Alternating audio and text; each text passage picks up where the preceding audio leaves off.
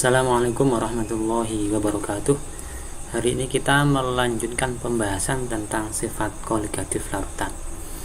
Pada kesempatan kali ini kita akan membahas tentang penurunan titik beku larutan atau disimbolkan dengan delta TF gitu ya.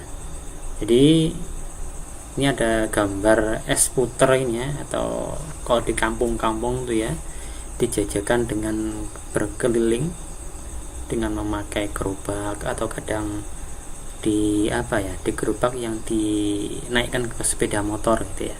Jadi es puter atau es krim tradisional ya. Jadi saya yakin kalian pernah menikmatinya itu. Kemudian kalau kalian amati gimana sih caranya tukang es krim itu menjajakan atau membawa dagangan es krimnya itu kok tetap masih beku ya, apakah kulkasnya di bawah gitu ya. Enggak, ternyata si pedagang es puter itu memanfaatkan salah satu dari sifat koligatif larutan, yaitu penurunan titik beku. Nah ini, jadi titik beku itu secara definisi dia dapat diartikan sebagai ini, suhu pada saat dimana tekanan uap cairan itu sama dengan tekanan uap padatannya, atau titik dimana air mulai membeku. Ini mungkin yang paling mudah untuk dipahami. Jadi namanya titik beku itu adalah suatu titik atau suatu suhu dimana air itu mulai membeku gitu ya. Nah, titik beku normal satu zat itu adalah suhu pada saat zat itu meleleh atau membeku pada tekanan 1 atmosfer. Jadi kapan pada saat es padatan itu meleleh atau kapan pada saat cairan itu membeku, itu disebut dengan titik beku normal gitu ya.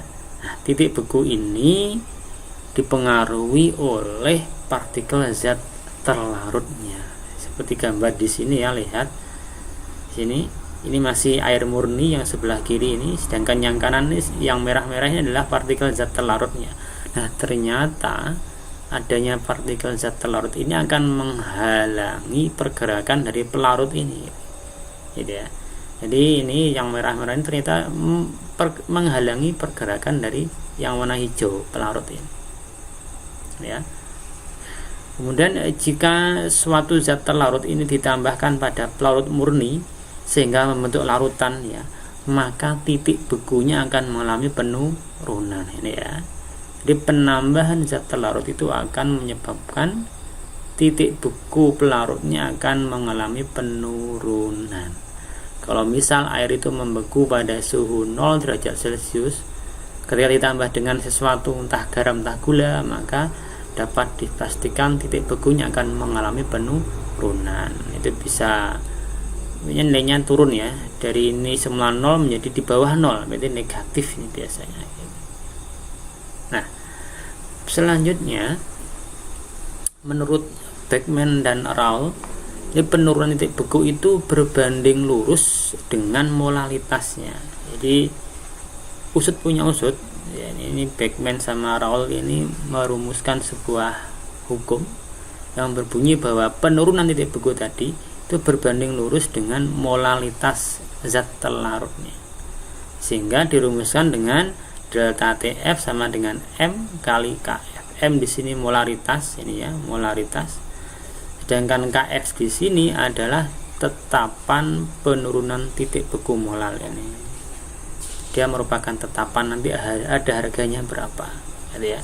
Jadi delta TF dirumuskan dengan sama dengan M kali KF. Berikutnya delta TF itu juga dapat dicari dengan mengurangi antara titik beku pelarut dengan titik beku larutannya. Kalau misal di sini pelarutnya air berarti 0 dikurangi dengan titik bekunya larutan berapa gitu ya. Itulah harga delta TF-nya. Jadi dia selalu nanti ketemunya berapa gitu ya. Jadi dapat dihitung dari mengurangi titik beku pelarut dengan TF larutannya. Harga 0 ini hati-hati ya, ini bergantung pelarutnya apa. 0 ini kalau dia pelarutnya adalah air. Bagaimana kalau pelarutnya yang lain? Ya nanti harganya beda lagi gitu ya. Jadi harus teliti di sini. Oke, berikutnya langsung ke contoh soal. Di sini ada glukosa sebanyak 18 gram. Kemudian diketahui MR-nya ada ini 180. Kemudian dia dimasukkan ke dalam 1000 ml air. Diketahui bahwasanya rho air atau massa jenis air itu sama dengan 1 gram per mili. Nah, ini nanti untuk apa sih Pak? Nanti kita coba cari ya. Untuk apa itu diketahui rho itu. Kemudian diketahui KF-nya air, tetapan penurunan titik bekunya air itu sebesar 1,86. Jadi KF itu nggak perlu dihafalin, di soal selalu diketahui gitu ya. Yang diminta adalah titik beku larutannya berapa. Jadi hati-hati, yang diminta titik beku larutannya atau TF dari larutan. Oke ya. Kita tulis yang diketahui dulu di sini. Glukosa masanya adalah 18 gram dari sini. Kemudian M-nya 180 dari soal juga ada.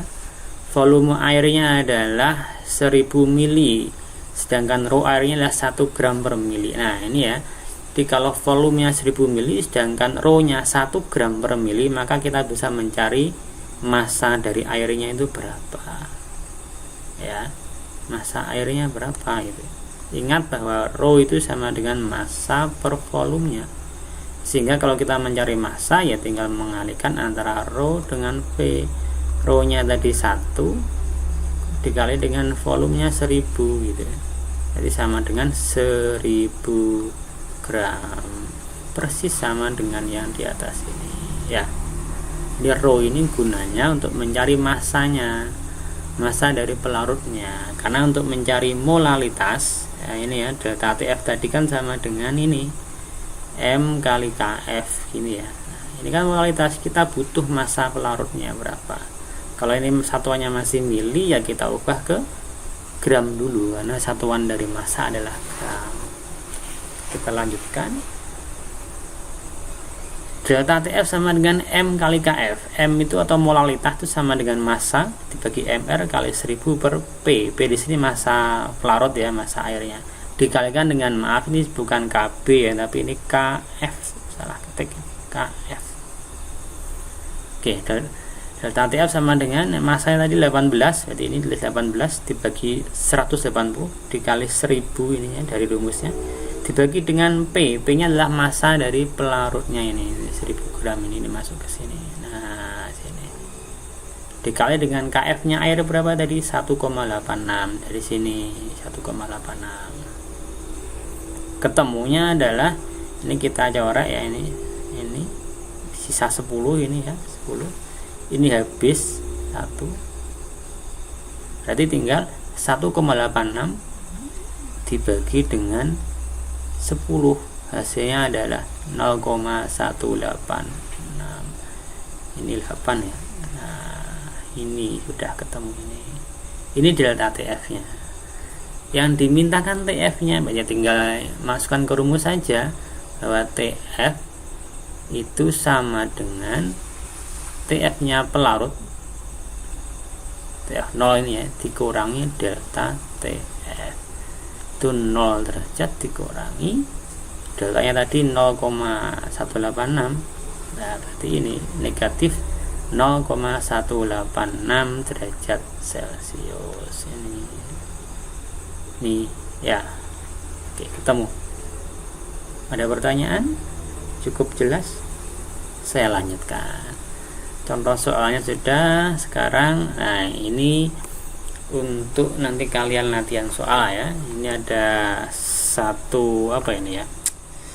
Oh ya, ini ada macam-macam aplikasi atau penerapan dari penurunan titik beku larutan. Nanti tolong kalian cari penjelasan secara logisnya bagaimana ini ya. Yang pertama tentang ini, membuat campuran pendingin pada es puter itu seperti apa sih penjelasannya, kok bisa es puternya itu nggak meleleh gitu ya, ini tetap beku sebagai es gitu. Kemudian zat anti beku pada radiator mobil coba nanti gimana penjelasannya secara kimia itu ya. Kalian cari kalian jelaskan di sini mengenai aplikasi dari penurunan titik beku ini ya. Ada 5 hal ini. Silahkan memanfaatkan sumber yang ada, online boleh, buku boleh, silahkan dimana kalian bisa menemukan jawaban maka cantumkan, ambil di situ. Oke ya. Berikutnya yang kedua tentang latihan soal. Jadi ada 2 ini ya. Ini yang pertama nanti kalian jelaskan. Kemudian yang kedua yang ini latihan soalnya. Latihan soalnya gampang. Ini seperti contoh tadi ya, tentang menghitung. Kemudian yang bawah ini adalah kalian diminta untuk mengurutkan dari yang titik beku terendah menuju tertinggi. Hati-hati ya. Ini yang hitam-hitam ini, yang blok hitam ini, bulatan hitam adalah zat terlarutnya. Sedangkan yang bulatan-bulatan yang tidak warna hitam, yang tengahnya bolong inilah airnya atau pelarutnya. Di sini zat terlarutnya cuma 1, ini 2, ini 3, ini 5, ini 4. Kira-kira nanti dari gelas 1 sampai ke 5 mana yang memiliki titik beku terendah, urutkan dari terendah menuju ke tertinggi, seperti itu ya. Saya lanjutkan. Nah, ini ada quotes yang saya yakin kalian sudah sering sekali mendengar, yang berbunyi manjada wajada. Artinya apa? Barang siapa yang bersungguh-sungguh maka dia akan berhasil. Keberhasilan itu hanya miliknya orang yang mau bersungguh-sungguh untuk berusaha, gitu ya. Keberhasilan itu diusahakan, tidak jatuh dari langit begitu saja. Jadi harus diusahakan.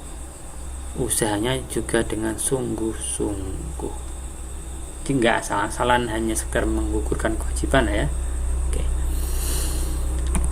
Berikutnya yang keempat atau sifat yang terakhir dari sifat koligatif larutan adalah kenaikan titik didih larutan atau disimbolkan dengan delta TB. Ini delta TB.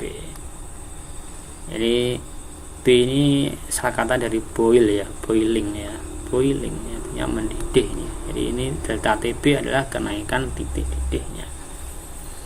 Nah, ini ada ilustrasi gambar ketika memasak. Saya yakin semua pernah memasak ya, entah memasak air, entah memasak mie instan, entah memasak sayuran di rumah gitu ya. Ini lebih spesifik pada saat kalian membuat sayur gitu ya, masak sayur di rumah. Biasanya penambahan garam itu kan mesti di akhir ya, tidak di depan. Itu ternyata ada alasannya secara kimia itu ya. Apa ya? Nanti di belakang akan kita pelajari. Oke. Berikutnya ini ya. Jadi pada saat tekanan uap jenuh cairan itu sama dengan tekanan luarnya, tekanan pada permukaan cairan, maka kondisi tersebut dapat dikatakan sebagai ini titik didih. Titik didih adalah suhu di mana larutan itu mendidih ya. Jadi kalau kita masak air udah ada gelembung gasnya yang keluar, itu suhu itulah yang namanya yang disebut dengan titik didihnya. Gampangannya seperti itu. Nah, secara umum ini semakin banyak zat terlarut yang dimasukkan atau dilarutkan, maka kenaikan titik didihnya akan semakin besar. Ya, saya ulangi, jadi semakin banyak zat yang dilarutkan, maka kenaikan titik didihnya akan makin besar. Titik didihnya akan makin tinggi. Nah, untuk menentukan berapa besaran kenaikan titik didihnya, kita bisa memanfaatkan rumus ini. Delta TB sama dengan M kali KB. Hati-hati, jadi lagi-lagi yang berperan adalah molalitas zatnya. M kali KB. Di mana M ini adalah molalitas larutan. Kemudian KB itu tetapan kenaikan titik didih molar. Jadi kalau beda dengan yang KF tadi ya, KF itu tetapan penurunan titik beku, tapi kalau KB adalah tetapan kenaikan titik didih molar. Alhasil nanti titik didih akhir larutan selalu lebih tinggi dibandingkan titik didih pelarut, sehingga rumusnya delta TB sama dengan TB larutan dikurangi TB pelarutnya. TB pelarut kalau air berarti ya air mendidih pada suhu 100 derajat Celcius. Ini kalau air. Kalau tidak air ya harus disesuaikan, lihat data yang ada seperti apa. Contoh soalnya sekarang ini ya. Contoh soalnya di sini lagi-lagi glukosa ya. Ini ada 18 gram glukosa. Ini MR-nya 180 dimasukkan ke dalam 1000 ml air. Massa jenisnya 1 gram per mililiter dan KB airnya ini ya. KB airnya adalah 0,52 derajat Celcius per molar. Yang diminta apa? Yang diminta adalah titik didih larutan. Oke, seperti biasa diketahui massa glukosa dari soal diketahui 18 gram. Kemudian MR-nya 180 ini ya. Volume airnya 1000 ml, ada data rho, berarti kita harus mencari massa. 1000 ml ini setara dengan 1000 gram. Jadi massa airnya adalah 1000 gram. Kemudian yang ditanya adalah tentukan titik didih larutan. Berarti di sini bukan delta TB tapi adalah TB-nya, titik didih larutannya. Nah, untuk bisa mencari TB kita harus mencari delta TB-nya dulu. Dengan rumus apa tadi? Delta TB sama dengan M kali KB. Ingat M itu sama dengan ini, gram per MR 1000 per B. Nah, ini M-nya. Nah, oke, kita kalikan dengan KB. Kita substitusikan satu persatu data yang sudah ada. Massanya 18, kemudian M-nya 180. 1000-nya tetap, P-nya massa pelarutnya adalah 1000 juga, 1000 gram masuk ke sini. Dikali KB itu 0,52. Ini bisa kita coret. Ini 10 ya. Atau sama aja dengan 0,52 dibagi dengan 10 sama dengan 0,052. Udah sama dengan ini. Nah, ini. Berikutnya ini kan harga delta TB. Berarti kita mencari TB larutannya dengan cara apa? Nah, ini delta TB kan tadi sama dengan TB nya dikurangi TB dari pelarutnya, ini airnya ini.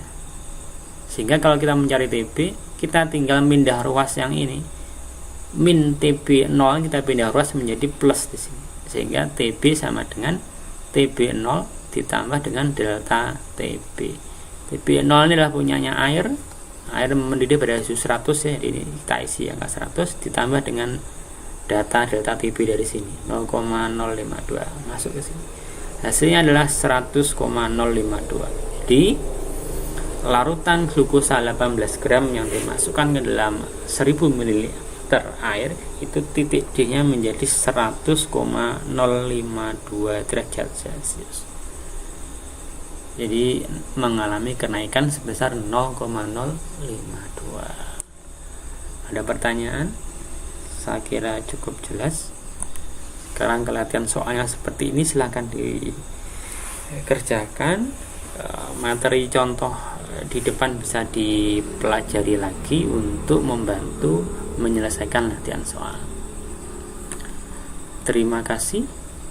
Kemudian jangan lupa ini ya, di bagian belakang ada studi kasusnya. Silahkan dikerjakan juga, dipahami materi yang ada di depan tadi. Kemudian terakhir sebagai penutup, ini ada diagram PT. Di sini ada ini ya, sebelah kiri ada gambar diagram. Ini diagram apa sih Pak gitu ya? Ini disebut dengan diagram fase ini. Jadi ini diagram ini memisahkan wujud zat yang berada pada 3 keadaan ya, ini ada keadaan padat. Jadi di ruas kirinya ada zat masih berupa benda padat ini. Kemudian di bagian cekungan ini berarti zatnya berada dalam kondisi cair. Kemudian yang ada di sebelah bawahnya ini, sebelah kanannya grafik yakni garis ya, dia berupa fasenya gas. Kalau kalian cermati ini ada dua diagram ini ya. Perhatikan yang garis sempurna yang tidak putus-putus ini satu, kita hitung sebagai satu diagram. Kemudian yang putus-putus ini juga mewakili diagram yang lain ya. Nah, ini ya, ini satu yang tidak putus, yang komplit ya. Ini yang putus-putus. Nah, yang sebelah dalam ini yang berupa garis penuh ini Ini miliknya pelarut murni. Jadi diagram yang dalam, sebelah dalam ini. Nah, ini adalah milik dari pelarut murni. Apa pelarut murninya? Ini air. Pelarut murninya air. Kemudian diagram yang kedua yang berupa garis putus-putus ini adalah miliknya larutan. Udah ada di sini larutan.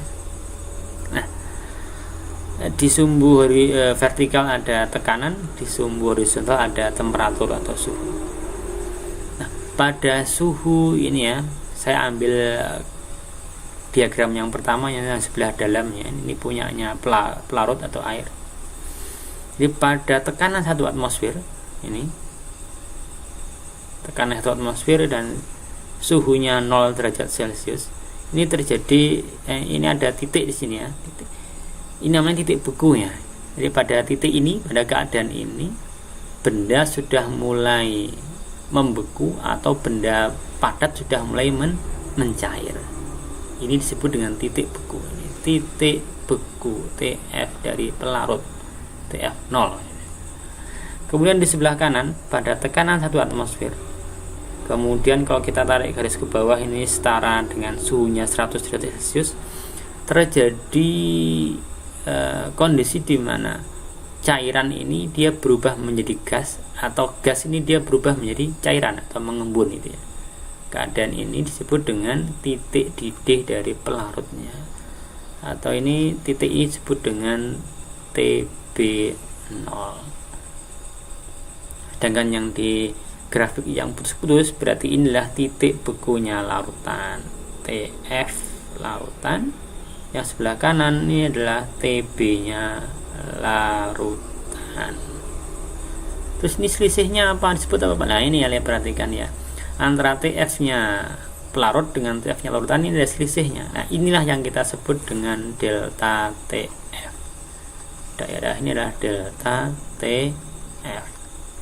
Kalau yang sebelah kanan, selisih antara TB0 dengan TB ini kita sebut dengan daerah delta TB. Gitu ya. Tadi diagram fase. Kemudian di bagian tengah ini, ya, ini pertemuan dari 3 wujud, yaitu padat, cair, dan gas. Titik ini kita sebut dengan titik triple. Ini taruh mana ini? Bawah ya. Nah, sini aja. Titik triple.